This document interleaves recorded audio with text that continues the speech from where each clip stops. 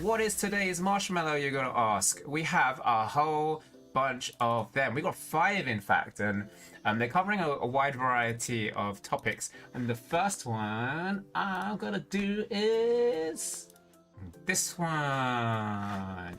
So, the first marshmallow says, hello, I'm going to be debuting as a VTuber soon, but I'm worried about balancing school and streaming. I am in a crucial part of my learning, but I really want to jumpstart my streaming career. Do you have any advice on how to balance more? I do. Hang on, let me just grab a drink. La, la, la, la, la. Where is my drink? Hello? What happened to my drink? Oh, visibility, of course. There we go. Let's have a little glass of whiskey for me.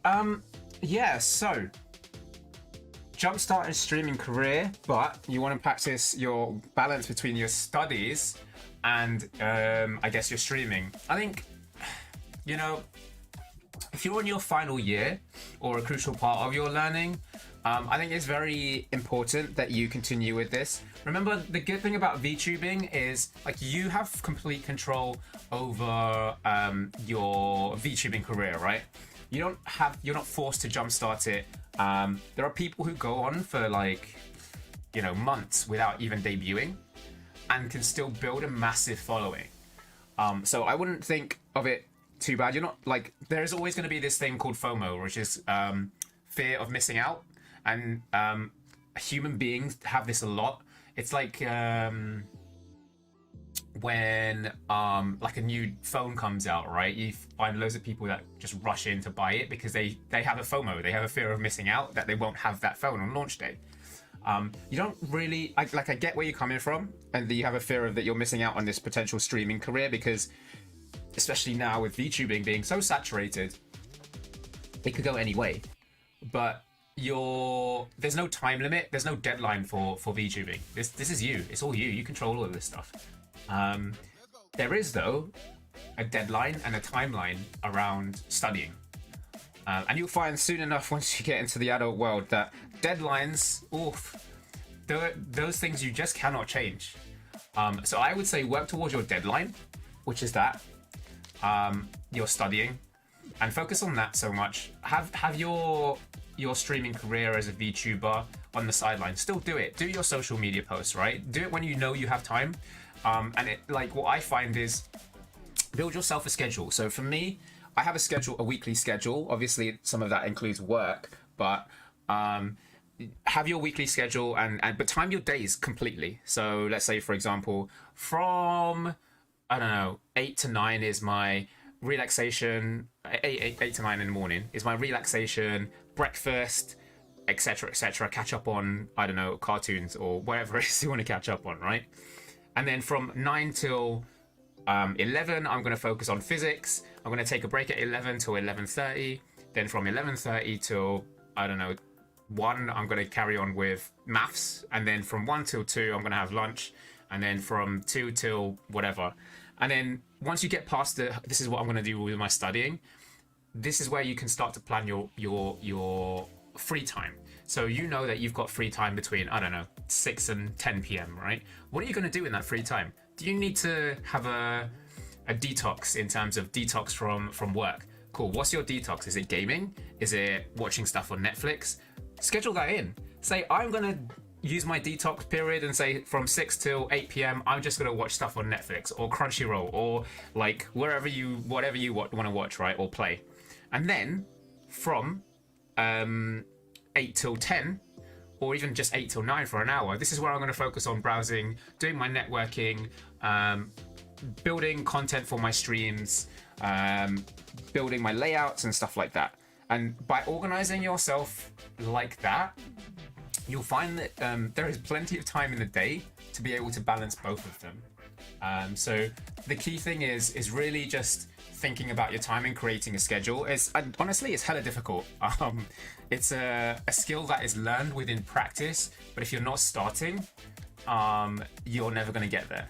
So think about organizing everything in that sense and in that way.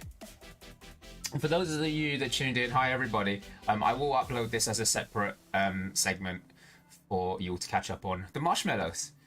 So that's my advice on how to balance it. Remember, and I'm going to use myself as a real life example. I used to love swimming, right? And when I was younger, I think I started swimming when I was like 7, and I could have probably done that and maybe competed for it properly, because I used to be in like loads of swimming competitions. And for me, I basically swam like 3 times a week, 3 times a week for practice, and then once a week usually for galas or whatever the case may be. Now, if you are doing that, like for me, because it got to a point where it was no longer fun and it felt like a chore, I ended up dropping it completely. So what you definitely don't want to do is make sure have your VTubing career turn out to be a chore, because it has to be fun.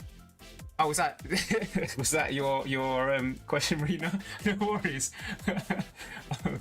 No problem for the advice. All right, let's jump into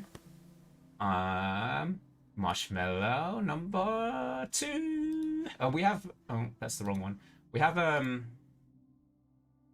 5 marshmallows today, so there's not too many. Okay, number 2. There we go. In your last Q&A or QA, you said you worked in video games. What was that like, and how did you get in? I also want to join the video games industry. Oh, listen. Video games, oof. What can I say? I worked quite a while in video games. It was a really, really fun experience for me. I think at the time I didn't have any commitments, so it was good. And like by commitments, I mean like relationships or whatever. I mean, I don't really have any relationships now, but like in the period between like leaving video games and then like yeah, there was a period. But anyway, that's another story. Basically, it was cool, but but what I did, it's very difficult to have like friendships and maintain relationships or anything like that, because I was constantly traveling, especially towards the end of the year, where you have like trade shows, you've got video game launches. Like September is when like pretty much every game launches, right? So I had to travel and do all of these shows and stuff. So for context, if you've ever watched things like E3 or like I guess Gamescom, or I guess Eurogamer in the UK, or what is it? Insomnia, MCM Expo, all that sort of stuff. Those are 3 things that are UK exclusive, by the way. So if you are from the US, you probably never heard of them. But yeah, so I used to basically work for a video games publisher, and I used to stand on stage and talk about games, do the whole like media spiel. Sometimes I'd have a microphone strapped to my face, or I'd just be on stage with a microphone and just talking about video games and what they have to come. So I will basically showcase or play a game on stage that is unreleased.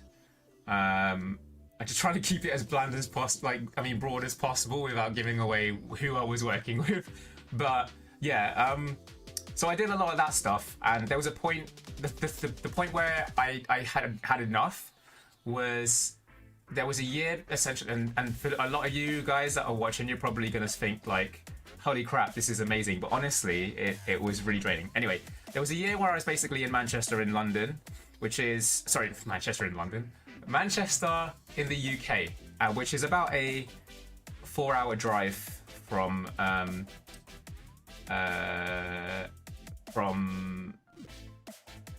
London, right?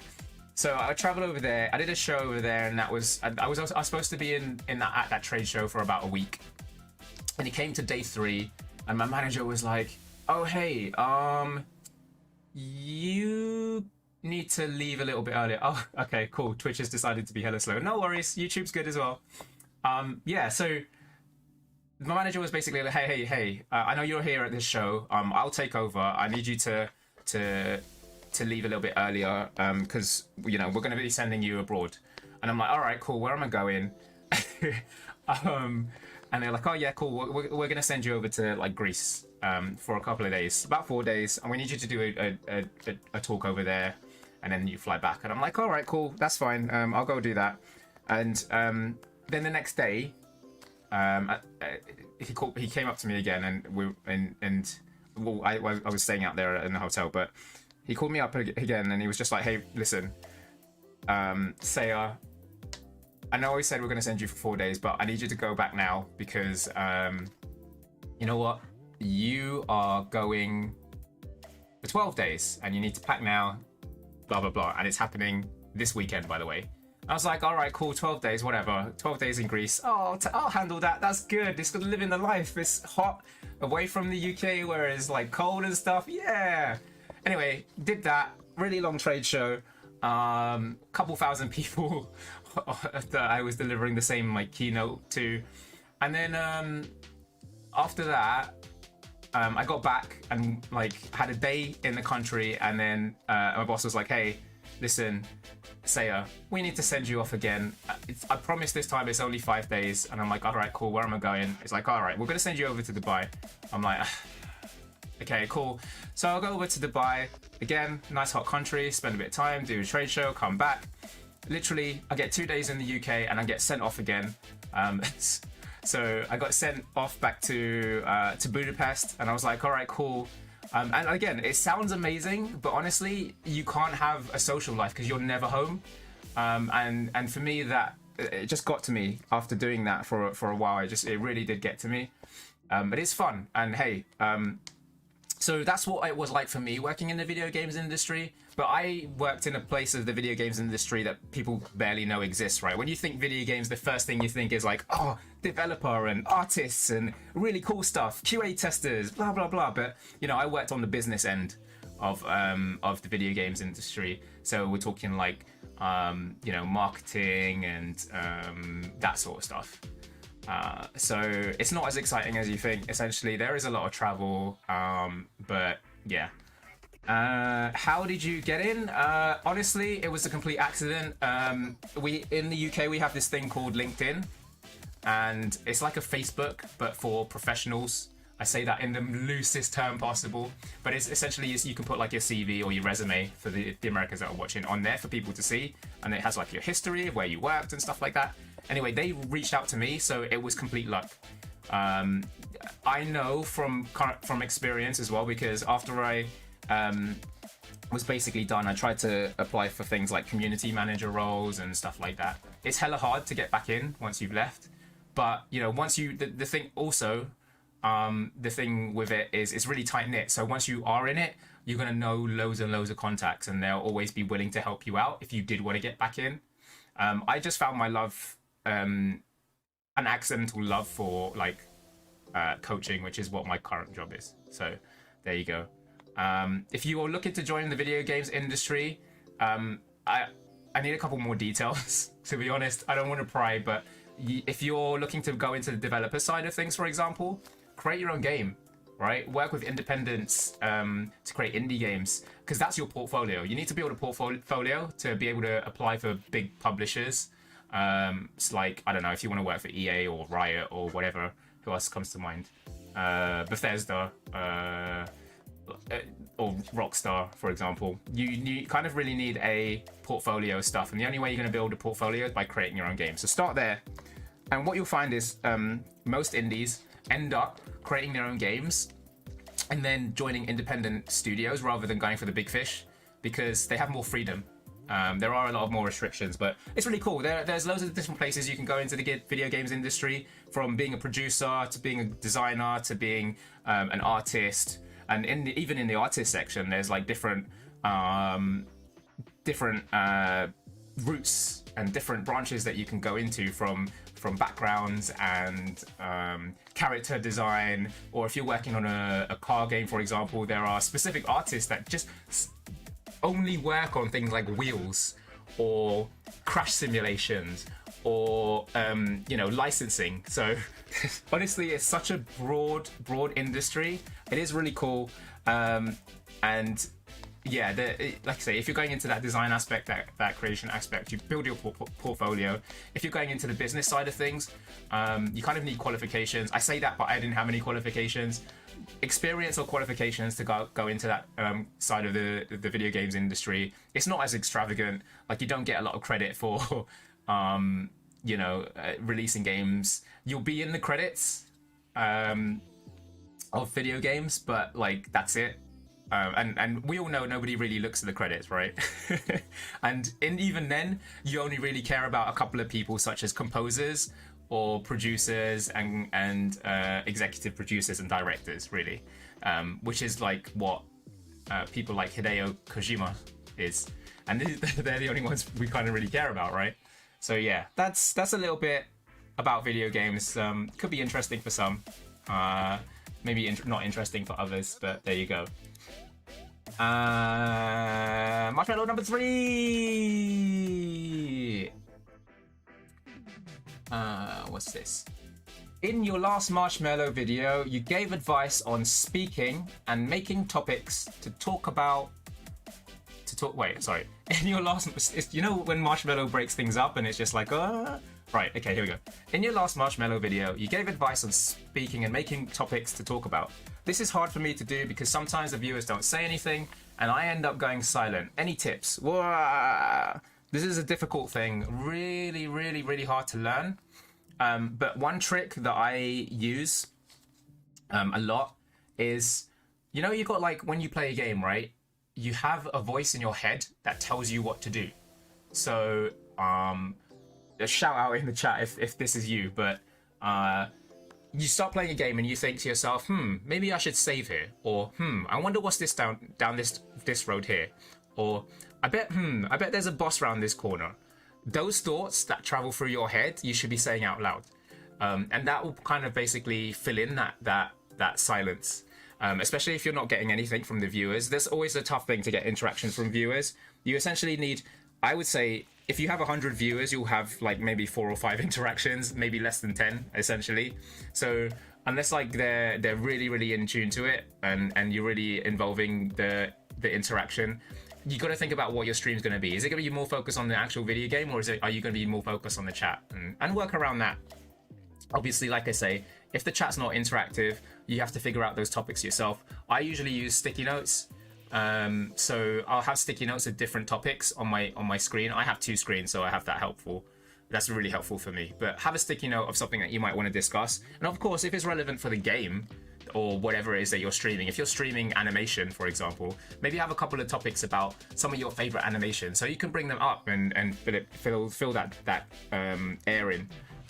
Sorry. And it makes for interesting watches, because anyone that watches back the video on demand, right, or the VOD, will come back and go, oh, this person's talking about this game that I really like. So yeah, those are a couple of tips. A bit of a short one for that one. We can go deeper, but I won't go too deep.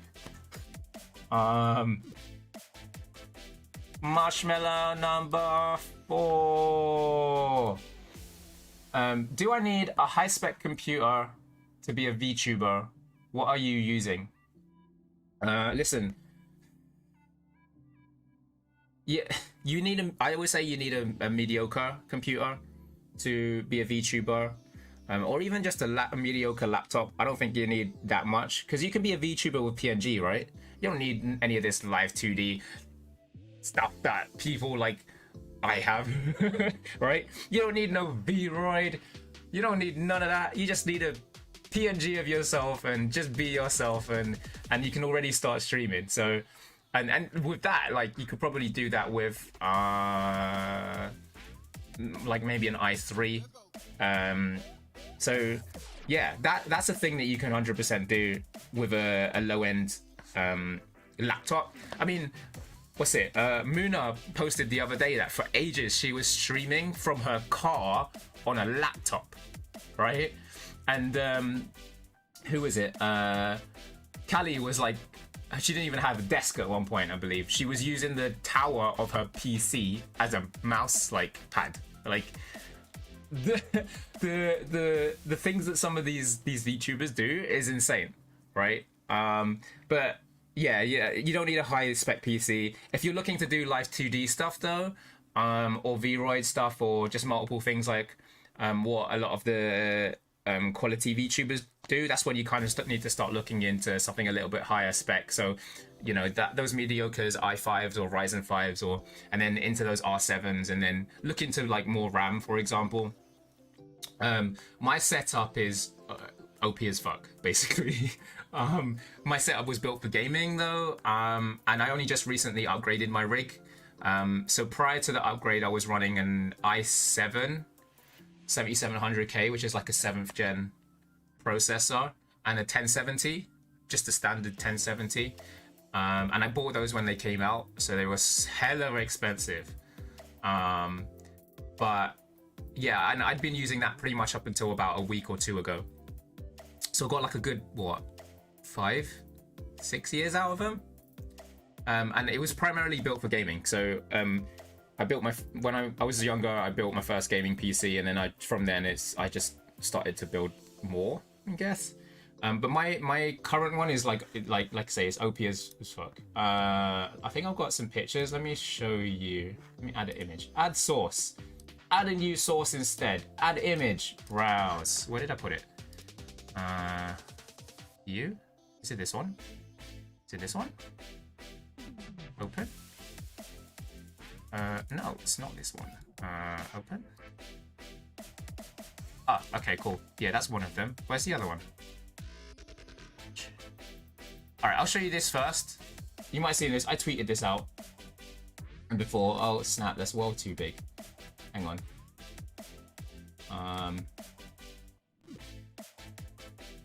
There we go. This is my setup right here. Yeah, I know. It's like I said, it's OP as fuck. So here I have like basically two screens. On the left hand side is my laptop. And so I was given that a while back, and I use that mainly to reply to chats and stuff. And then on the right hand side is like a work laptop, so ignore that. You'll see it kind of mounted just over on the top right hand corner, where one of the lights are. So this is basically it. And then underneath that work laptop, which is basically off, that is that's where my PlayStation and my Xbox sit. But this is my like workstation slash gaming station. Obviously originally it was my gaming station, but oh, thanks Marina.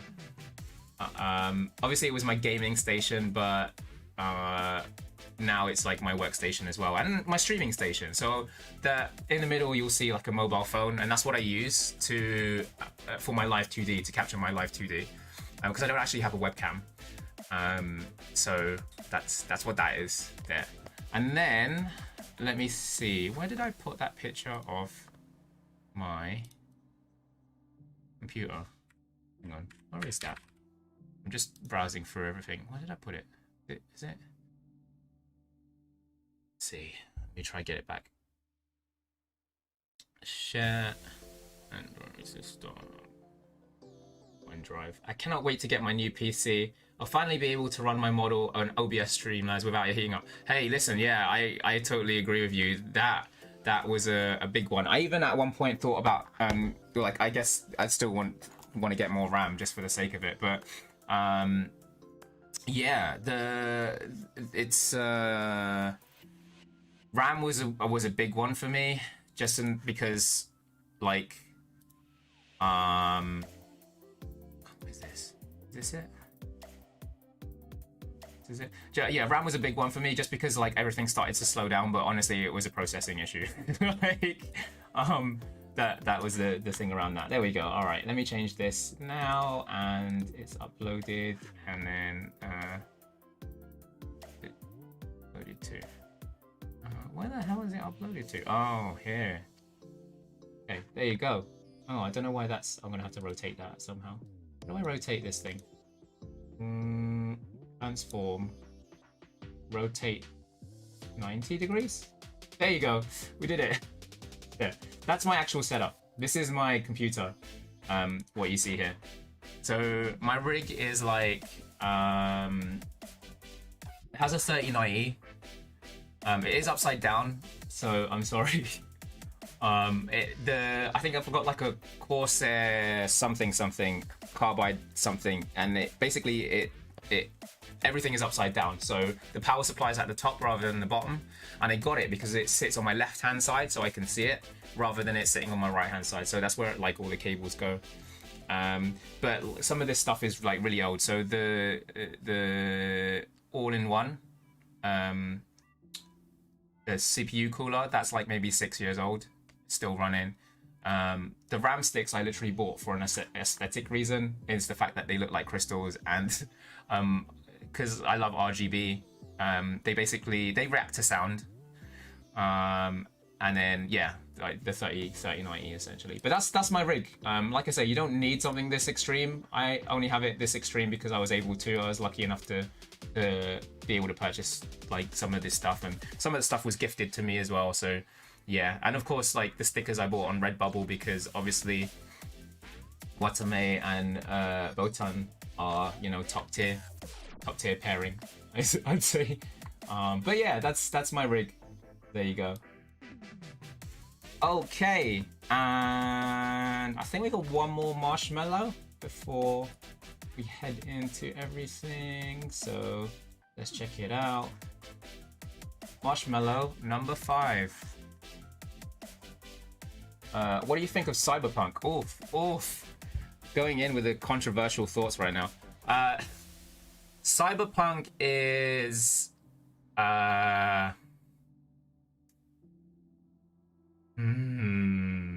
It's okay. Cyberpunk is just okay. I'm enjoying it, but I'm also not enjoying it. Things like the gigs are very repetitive. It feels a bit like a Ubisoft game, in the sense that everything, all the side missions are the same or feel the same, and they're just ever slight variants of it with different characters, and I don't like that because it just feels this very samey. But like the main story mission so far, I'm being caught up in, and I had to change the way that I actually played because I found it kind of boring. So what I mean by that is the gunplay is cool and stuff, but and I get the RPG elements, but I had basically, because when I started, I went into like the tech and crafting thing, hacking thing side of things. So I've only ever put like the points into those two, and so now essentially whenever I encounter an issue or a problem, so I should say, or a fight, I basically hack people, and then I never shoot. Essentially, I just try to be stupid. I have like tech guns as well, which are quite cool, and they have like electricity, and that's part of the whole, I'm an engineer and I can make electric guns. But I had to play it to the way that I built in order to make it fun for me. Like maybe the second time I play through, maybe I'm going to play as somebody who is a little bit more sneaky and put specs into that, like points into that kind of skill tree, or maybe I'll play with somebody that's a little bit more like brawly or whatever the case may be. But I'm finding it really hard to play through, and I don't think it's that fun to watch either. Like I've sat and watched like people's streams because I wanted to know where they were. Obviously, I would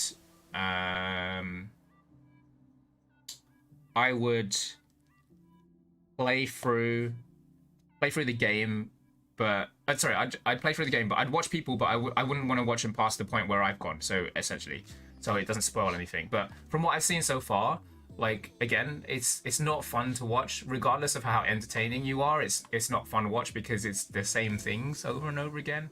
So that's why I haven't really gone back to streaming it again. And I have been playing it offline, to be fair. But yeah, it's a good game. I think it was overhyped 100%, but we do that. All gamers overhype every single freaking game that ever existed. like I don't know, GTA. What else was there? Watch Dogs. What else was there? I guess Cyberpunk.